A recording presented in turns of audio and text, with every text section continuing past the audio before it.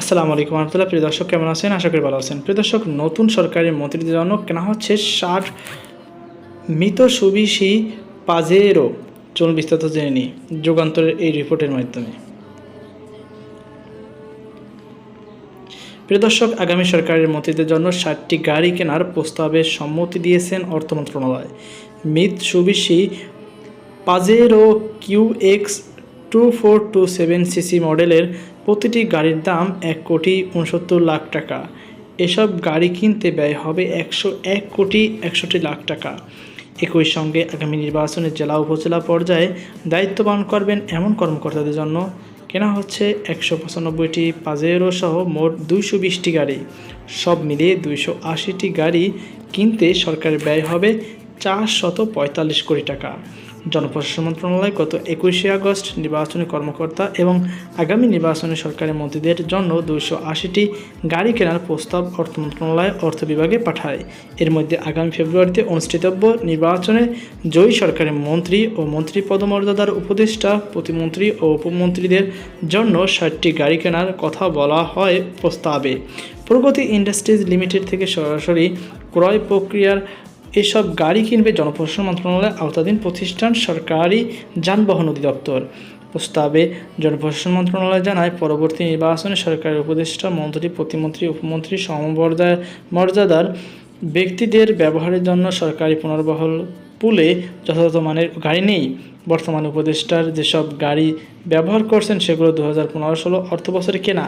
এগুলো প্রায়শই মেরামত করতে হয়, যা ব্যয়বহুল ও সময় সাপেক্ষ। বিদ্যমান গাড়িগুলো দিয়ে ভবিষ্যতে দায়িত্বপ্রাপ্ত মন্ত্রী, প্রতিমন্ত্রী, উপমন্ত্রীদের পক্ষে নির্বাচন এলাকায় সফর, উন্নয়ন প্রকল্প পরিদর্শন সহ অন্যান্য জরুরি কাজ করা কষ্টসাধ্য হবে বলে প্রস্তাবে উল্লেখ করা হয়েছে। জনপ্রশাসন মন্ত্রণালয় এ প্রস্তাবে সম্মতি দিয়েছে অর্থ বিভাগ। এরপর সরকারি যানবাহন অধিদপ্তর প্রয়োজনীয় আনুষ্ঠানিকতা শেষে অর্থনৈতিক বিষয় সংক্রান্ত উপদেষ্টা পরিষদ এবং সরকারি ক্রয় সংক্রান্ত উপদেষ্টা পরিষদ কমিটির অনুমোদন সাপেক্ষে এসব গাড়ি কেনা হবে।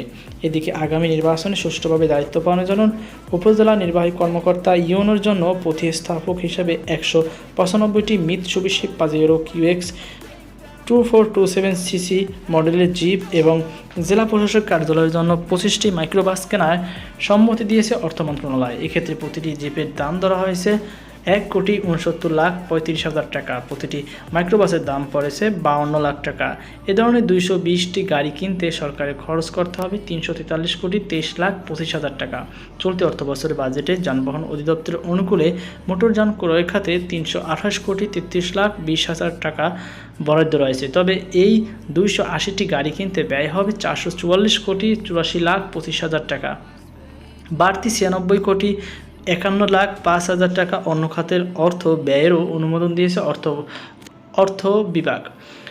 প্রিয় দর্শক, তবে গাড়ি কেনার সম্মতিপত্রে বেশ কিছু শর্ত জুড়ে দিয়েছে অর্থ বিভাগ। শর্তগুলো হলো, নতুন কেনা জিপিগুলো প্রাধিকারভুক্ত হবে। একই সঙ্গে প্রতিস্থাপক হিসাবে উপজেলা নির্বাহী কর্মকর্তার কার্যালয়ের জন্য কেনা জিপ ও জেলা প্রশাসকের কার্যালয়ের জন্য প্রতিস্থাপক হিসাবে মাইক্রোবাসের অকেজ ঘোষণা ও সংক্রান্ত বিআরটির পরিদর্শক দলের অনুমোদন গ্রহণ করে তার অনুলিপি অর্থ বিভাগে পাঠাতে হবে।